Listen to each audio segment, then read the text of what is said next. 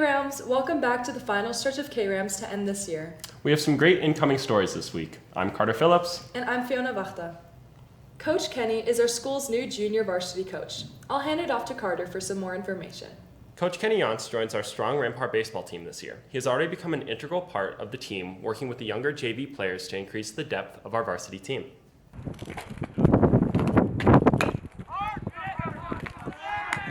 With the recent start of the baseball season, the new JV coach caught my attention. We interviewed some players and the coach to find out more about him. I've always wanted to coach high school baseball. It's just baseball's been a big part of my life for a really long time, so I've always wanted to come back and coach high school baseball after I got done with the Army. So yeah, I just like being around baseball players and the game. So yeah, I really like him because he's pretty tough on us, but it's good because it brings like a new level of competitiveness to us, to our team. Coach Kenny's a good coach. You know, he's very aggressive and assertive in what he does. Always wants perfection at practice just so we are able to get better every day, and he doesn't like any mistakes. He's one of those people who he'll be a coach, but then he'll also just be a supportive person. He'll really try to push us coaching-wise, and then he'll just sit down and have a conversation, almost like a parent. I'm pretty tough on him most of the time, but we're also pretty chill. We like to take it easy sometimes, so I don't know. You never really know what you're going to get with me, I think. I think the players would tell you that too. Some days we're laid back, some days we're really, really tough on everybody. What's different about him is that he's, like I said, he's tough on us, but it's tough in a good way so that we get better, not just playing for fun, but we're playing to improve. I think our new coach is just more organized. You know, he's more like on top of everything. But our coach last year, he's just, you know, he's got like a plan, but he never like really had it organized. But this year, he's just like, he's on top of everything. Obviously, every baseball coach wants to win baseball games. I'm interested in that. I like to win baseball games. It makes it a lot more fun, but I like to focus on, you know, making these young men gain some class and some character and learn how to persevere through adversity. To close out, we asked the players how they think Kenny has improved them as a person or as a player so far this season. As a person, he just truly made me realize that the people around me, whether I don't like them or not, it's really just, I should just love them the same as anybody else. Well, he's improved me as a player because he's really made me think about practicing with intent and playing with a purpose, and just kind of the idea of you play how you practice. So Making no mistakes. You know, if we make a mistake, he'll ask us to do it again and do it as many times as we need to in order to get it right. As a person, he's like really taught me to be like more confident and like really like trust myself. And then he's just brought out of a lot of like skill I didn't know I had, and he's really helped me throughout the year so far. Thank you to Coach Kenny for taking the time to let us learn more about the start to the season. This has been Carter Phillips reporting for KRAM. Welcome to our community, Kenny. We look forward to seeing your progress throughout the season. Students here at Rampart express themselves in a variety of different ways. Fiona decided to look more into their unique styles and get a deeper understanding of our student body. Style is one of the most common forms of expression that represent many of our students. Let's talk about the latest trends and styles lighting up the halls of Rampart. There are endless interpretations of style. Our Rampart students talk about their inspirations that affect their style. I think my style comes from my parents and like just the music I listen to. I definitely say my mom. She's a huge inspiration for me just because she worked in the fashion industry. Like my parents, and then just like I just think I see like my friends wearing cool stuff and I'm like, dang, I want to look like that. My inspirations would probably be a lot of books I read when I was young, like Fancy Nancy and Pinkalicious were definitely big for me. Fashion was the easiest way for me to practice self-love and my creativity at the same time. A lot of 80s movies, like a lot of 70s, like if you look at magazines and stuff. My style comes from mostly skating wear and more like alt style. I think my style is like a collection of images or items that I've seen on social media or seen in person. From clothing stores to thrift shops, the types of clothes are infinite. Most students have a preference in their clothing. I love wearing like just like hoodies or comfortable stuff, and then like I love shoes and stuff, like new shoes. My favorite thing to wear would probably have to be skirts or this top that I made out of a couple of my dad's ties. I like crazy patterns and like long skirts and summer colors. My favorite thing to wear is like overly baggy jeans. I love how they fit on me. Sweaters. I really like sweaters. Also like really long coats. The representation of style is more than simply picking an outfit. It often represents personality and interests. I think my style definitely conveys my bubbly personality. When I wear my clothes, I feel really relaxed. I don't feel like I have to try too hard necessarily. It's really about how you feel.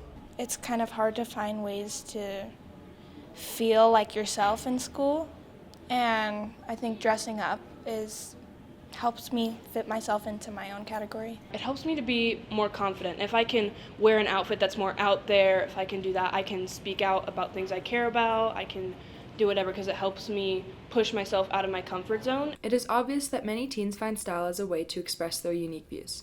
This has been Fiona Varta reporting for Kram. Thank you, students, for sharing your experiences and love of fashion with the school. Now let's take a moment to reflect on the rich history and impact of our STEAM journalism program. From the beginning to present-day achievements, Kram has been a beacon of truthful storytelling. Cameron Hazeltine took an in-depth look into its deep-rooted history with Rampart. Kram did not always exist in its current format. Even after Mr. Mooring arrived, the program has changed greatly throughout the years, and we have grown as a program. Kram in its current format has been around for 16 years, the same amount of time Mr. Mooring has been the head of the program. For this new segment, we decided to use footage almost exclusively from the first year Mr. Mooring arrived in 2008 to show you where we started. Mr. Mooring shared his memories as well. When I first got here, there was not a lot because they'd had a series of short-term teachers that did not stay very long. So I had basically recordings and some old cameras and some old video editing stations. And then what they told me was Kram had started out and there were a couple different formats. At one point it was a radio show that played overhead while kids would walk from class to class. And I guess in the 90s was the first time it was video. And then there was a couple other iterations, but really when I got here I kind of looked at what had gone before and I said, we're not going to do that because a lot of it was not the best journalism. We also interviewed staff to see what teachers remember of Kram when they started working at Rampart. How award-winning it was, how nobody knew how to pronounce Kram. But it was one of the first things that I was introduced to when I came here. It was this is something special. I was impressed with Kram because of your work, students' work, and how many different subjects you guys covered and how articulate you are. I remember how impressed I was. One of the things I like best about Kram is that they, and Mr. Mooring, they want it to be the best. And I think everybody who's been on it since I arrived in 2014, whether it's a production or a project, they always want it to be the best. And it's pretty impressive that they continue to do that every year. This is my 6th year. 5 years. I was a student here, and then I also returned in 2014. Every year I think it gets a little better. I think we add a little more. Partly because I'm a little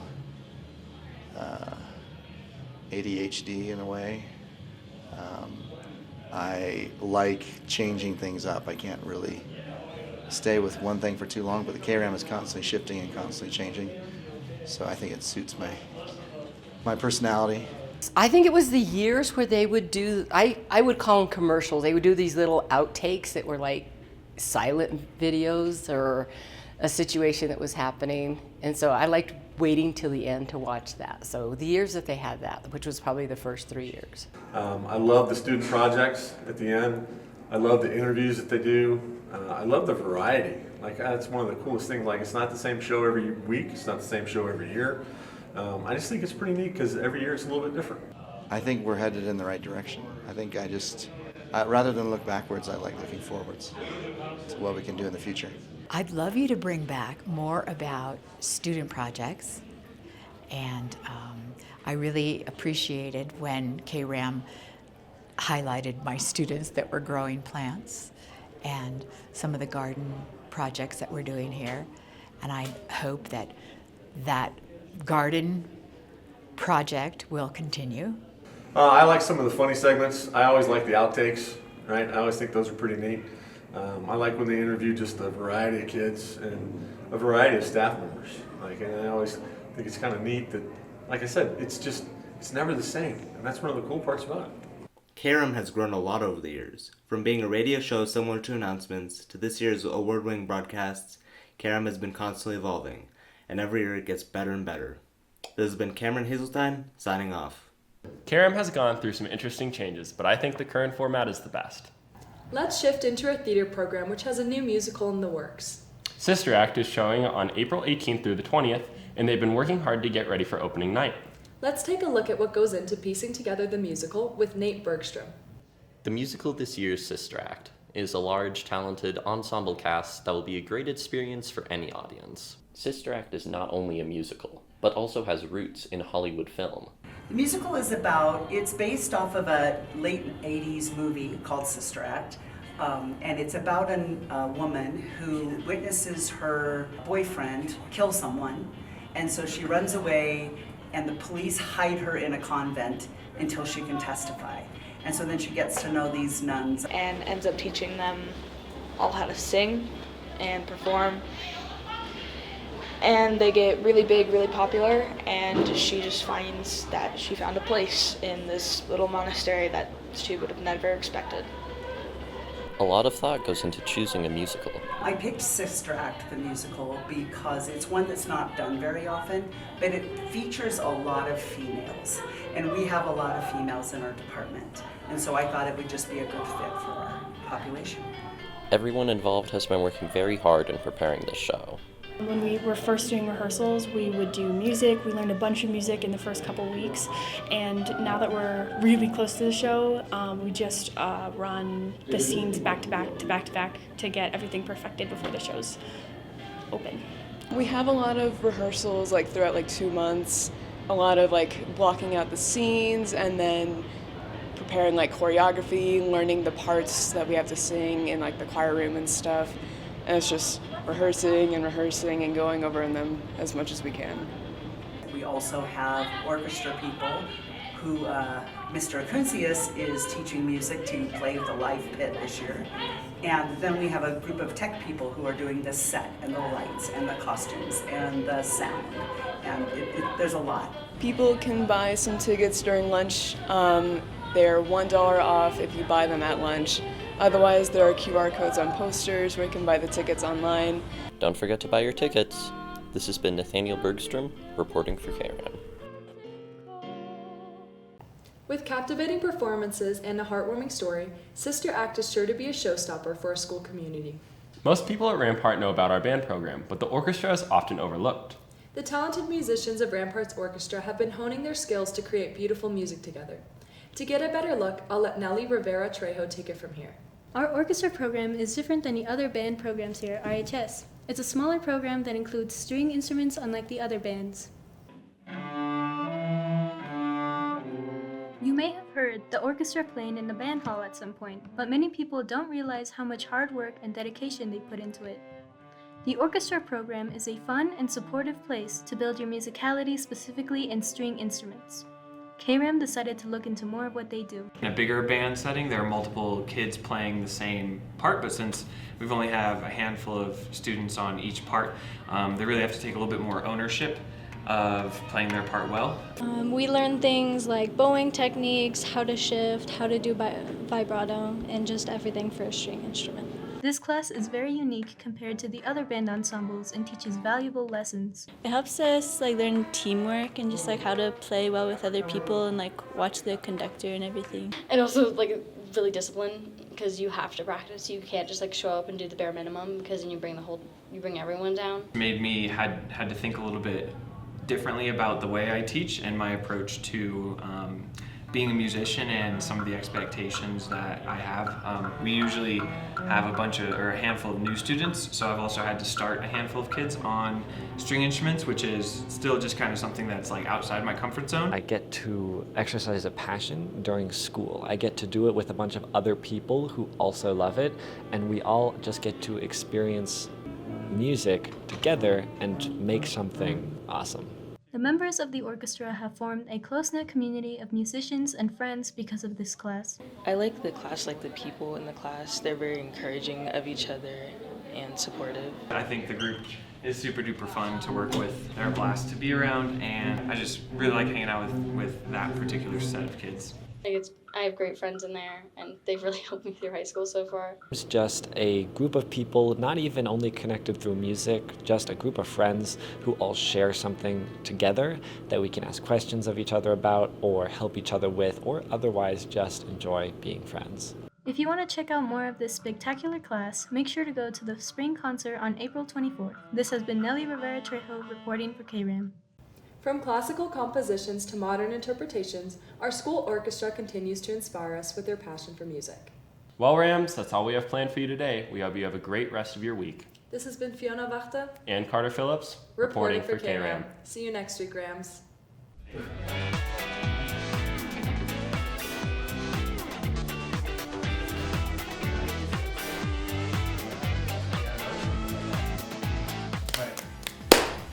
I want her beads. I want her beads. No, you I want her didn't. beads. I don't even have them. Did you get it on camera? Have them.